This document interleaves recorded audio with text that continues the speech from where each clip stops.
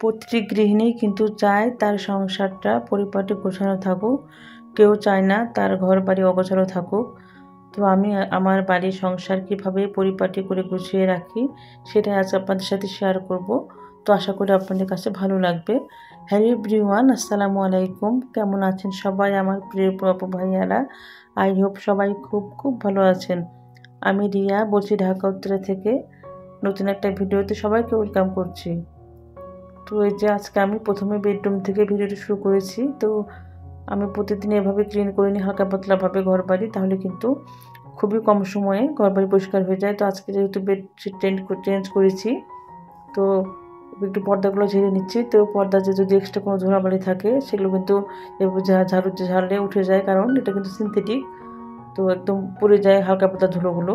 তো এরপরে যে ব্রাশটা, এটা এত কাজের, এই ব্রাশ দিয়ে সমস্ত ফার্নিচার কিন্তু প্রতিদিন টাচ আপ করে নেওয়া যায় খুবই কম সময়ে। একদম 20-30 মিনিটের মধ্যে পুরো বাড়ির আপনার গোছানো হয়ে যাবে, একদম পুরো ফুল ফার্নিচার। ছোট ছোট অর্গানাইজার বাসায় রাখলে বাড়ির ঘর কিন্তু গুছিয়ে রাখা যায়, খুবই অল্প টাকায় পাওয়া যায়। প্লাস্টিকের জিনিসপত্র খুবই বেশি সুন্দর সুন্দর, তো সেগুলো আমরা বাসায় রাখতে পারি। বেডরুম, কিচেন সব জায়গাতে সমস্ত জিনিসপত্র কিন্তু অর্গানাইজ করে রাখার জন্য। তো এই যে ব্রাশটা দিয়ে কিন্তু আমি সমস্ত ফার্নিচার এভাবে টেনে নিচ্ছি।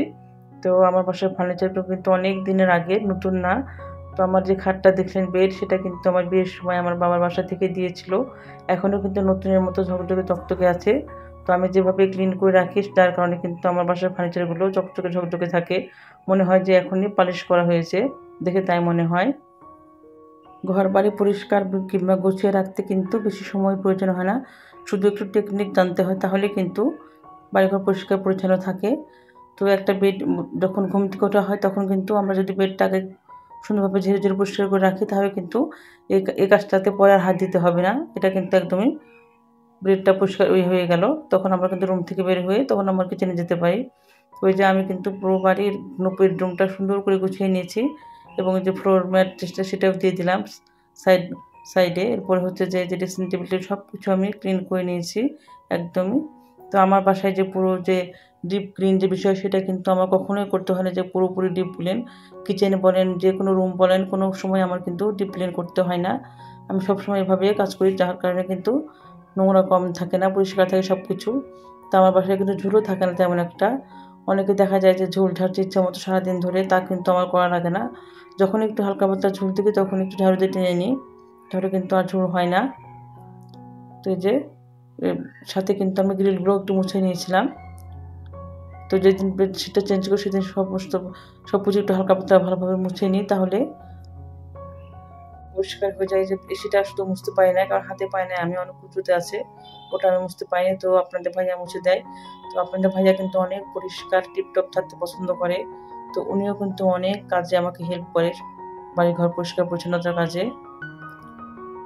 সে খুবই পরিষ্কার, একটু এলোমেলো দেখলে খুবই রাগ করে, এলোমেলো বাসা একদমই দেখতে পারে না। তো এই যে খুব কম সময় কিন্তু আমি আমার বেডরুমটা একদম ক্লিন করে সুন্দর পরিপাটি করে গুছিয়ে রেখেছি। তো এখন যাবো মেয়ের বেডরুমটা একটু ক্লিন করে নিব, মানে প্রতিটা রুমে আমি যাব। তো খুব কম সময়ের মধ্যে আমি এভাবে করে বাড়িঘর পরিষ্কার রাখি। তো এই যে ওয়ার্ডরোবের উপরে একটা, তো উপরটা একটু ক্লিন করে নিয়েছি ফার্নিচার ক্লিনার দিয়ে, একটু মুছে নিব। তো এটা, এই ফার্নিচার ক্লিনারগুলো এত ভালো, এইটা দিয়ে কিন্তু বাড়িঘরে ফার্নিচার ঝকঝকে তকতকে থাকে, আর উপরে যে ধুলোবালি আটকে থাকে সেগুলো সব উঠে যায়, একদমই ফার্নিচারে ধুলোবালি আটকে থাকে না, ময়লা। তো এই যে উপরে যা থাকে সেগুলো উঠে রেখে দিচ্ছি। তো আমি কিন্তু মেয়ের রুমে অনেক পুতুল ছিল, সেগুলো সব আলমারিতে রেখে দিয়েছি, কারণ বাসায় পুতুল টুতুল এগুলো থাকলে কিন্তু রহমতে ফ্রেশতে আসে না। তো সেগুলো সবই আলমারিতে রেখে দেওয়া হয়েছে, আর কিছুটা কাগজ সবাইকে দিয়ে দেওয়া হয়েছে।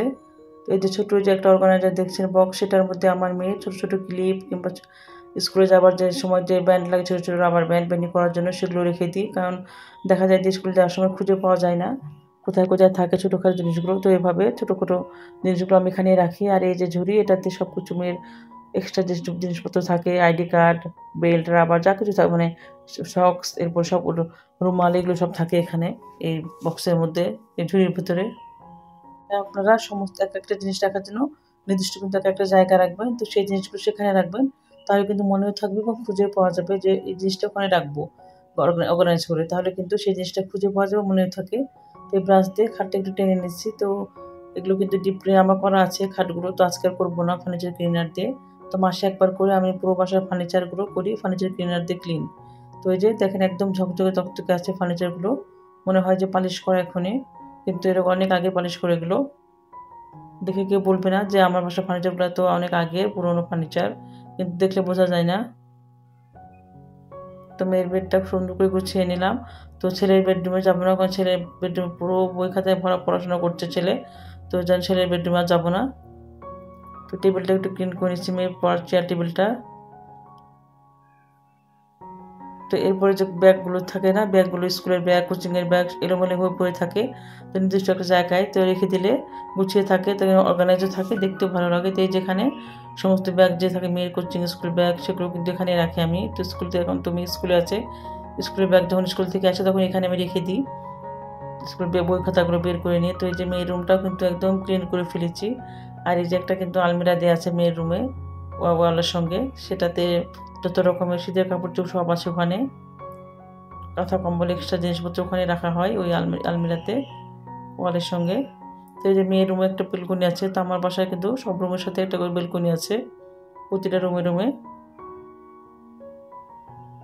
তো বাড়িঘর যখন কিন্তু পরিষ্কার পরিচ্ছন্ন হয় তখন কিন্তু দেখতে ভালো লাগে, মনটাও ভালো লাগে। এলোমেলো থাকলে কিন্তু আসলে নিজের কাছে খুবই রাগ লাগে।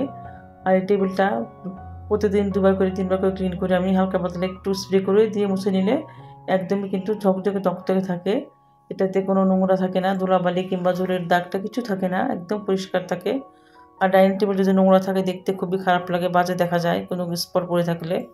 তো এভাবে ক্লিন করে নিলে, তো ঘরে বানানো ক্লিনজার দিয়ে আমি সবসময় ডাইনিং টেবিল ক্লিন করি। আমার ক্লিনজার আছে কিচেনে, সেটা দিয়ে কিচেনে ক্লিনজার ক্লিন করি। তো এগুলো সব কিন্তু ঘরে বানিয়ে নিই আমি।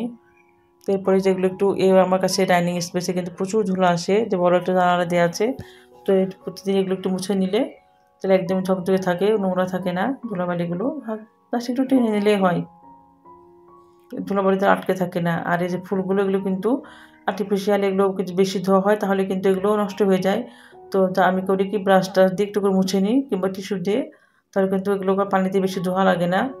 এগুলো যত ধোয়া কম হবে তত ভালো থাকবে, তা না হলে কিন্তু নেতিয়ে পড়ে। তো যে হালকা পাতলাভাবে ব্রাশ দিয়ে ঝেড়ে নিলে কিংবা একটু টিস্যু একটু মুছে নিলে তাহলে কিন্তু এগুলো আর ময়লা থাকে না, খুব বেশি ক্লিন করা লাগে না।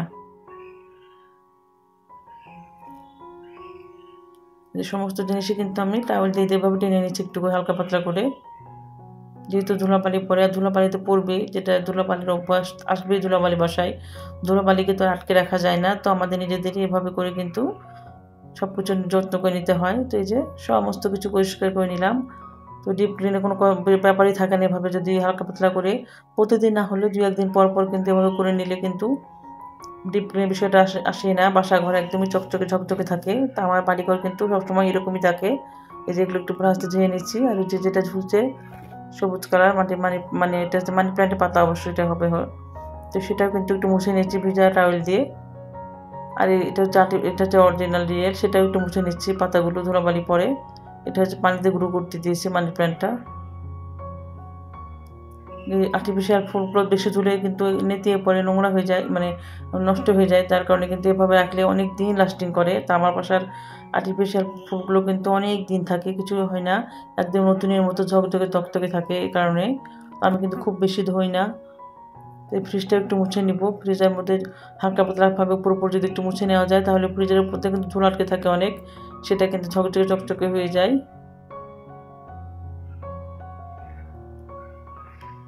তো এখন পর্যন্ত যারা আমার ভিডিও দেখছেন প্লিজ ভিডিওতে একটা লাইক দিয়ে ভিডিওটা কন্টিনিউ করতে পারেন। আর যদি বেশি ভালো লেগে থাকে তো আমার চ্যানেলটি সাবস্ক্রাইব করে আমার পাশেই থেকে যেতে পারেন। আর যারা অলরেডি এই কাজটি করে ফেলেছেন তাদের প্রতি রইল আমার অনেক অনেক দোয়া ও ভালোবাসা। তো এই যেগুলো কিন্তু একটু করে মুছে নিচ্ছি।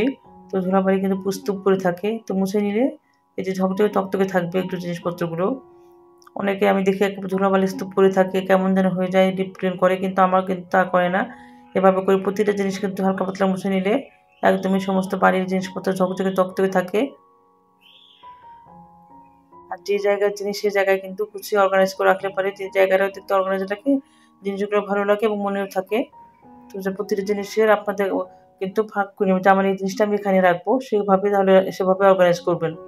তো যে ফুলগুলো একটু ব্রাশ দিয়ে মুছে নিচ্ছি, ধুলাবালি উপরে যে থাকে এক্সট্রা সেটা কিন্তু চলে যাবে এভাবে করে ব্রাশ দিয়ে মুছে নিলে।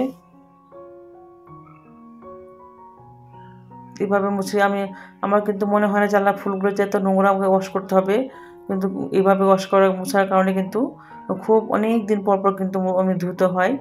তো মনে হয় না যে একদম নোংরা হয়ে গেছে ধুতে হবে, তারপরে খুবই নোংরা হয় না, হালকা পাতলা নোংরা হয় তখন আবার ধুয়ে ফেলি। তো এভাবে করে মুছে নিয়ে আমার বাড়িঘর একদমই কিন্তু ঝকঝকে তকতকে করে ফেলেছি এবং সবসময় এভাবে করেই থাকি আমি। এটা একটা আর্টিফিশিয়াল মানে প্ল্যান্ট পাতা আর কি, বড় বড় মানি প্ল্যান্ট। তো সেটাও কিন্তু পানিতে খুবই কম ধুই আমি, এভাবে করে ভিজা একটা টাওয়াল নিয়ে এভাবে পাতাগুলো মুছে নিই, তাহলে কিন্তু পাতাগুলো ধুলাবালি চলে যায়, পরিষ্কার হয়ে যায় একদম এই পাতাগুলো। এগুলো কিন্তু ধোয়া একটা প্যারা, এত বড় বড় গাছগুলো। তো এভাবে করে মুছে নিলে এই যে একদম পরিষ্কার থাকে। যখন খুব বেশি ধুলাবালি ভেতরে তখন মুছি, মানে ধুয়ে ফেলি একটু পানি দিয়ে, তাছাড়া না। এবারে এভাবে মুছে নিই।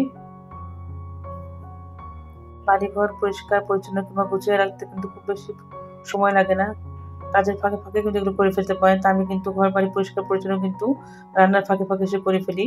একদম শুধু চুলার কাছে দাঁড়িয়ে থাকি না আমি। কিচেনের কাজ বেশিরভাগ আমি কিন্তু রান্না করতে করতে সারি। কিচেন গুছানো, কিচেন ক্লিন করো। এরপরেও দেখা যায় যে অনেক সময় ঝোলের পানি কোনো কিছু রান্না করলে ঝোলের পানি এড করে সে কিন্তু আমি এদিকে কাজ চলে আসি, এদিকে কাজগুলো করি। ডাইনিং, ড্রয়িং সবকিছু কাজগুলো করে ফেলি। তাই যে সমস্ত বাড়িঘর কিন্তু ঝকঝকে তকতকে হয়ে গিয়েছে আমার। এখন কিচেনে চলে এসেছি। তো কিচেনের এই যেগুলো জারগুলো, এগুলো কিন্তু আমার এই যে ধুলাবালি থাকে না, একদমই পরিষ্কার থাকে। তো ওই যে এভাবে করে শুধু উপর দিকটা মুছে নিলে কিন্তু থাকে না, পরিষ্কার হয়ে যায়। আর আমার কিচেনের এই পাশটা কিন্তু তেল চিটচিটে ভাব হয় না। এই যে দেখতে পাচ্ছেন এগুলো কিন্তু কতদিন আগে ধুয়েছি আমার কিন্তু মনে নেই। অনেক প্রায় ১ মাস পার হয়ে গেছে ধুয়েছি আমি এগুলো কিন্তু। আর এখনো নতুনের মতো আছে।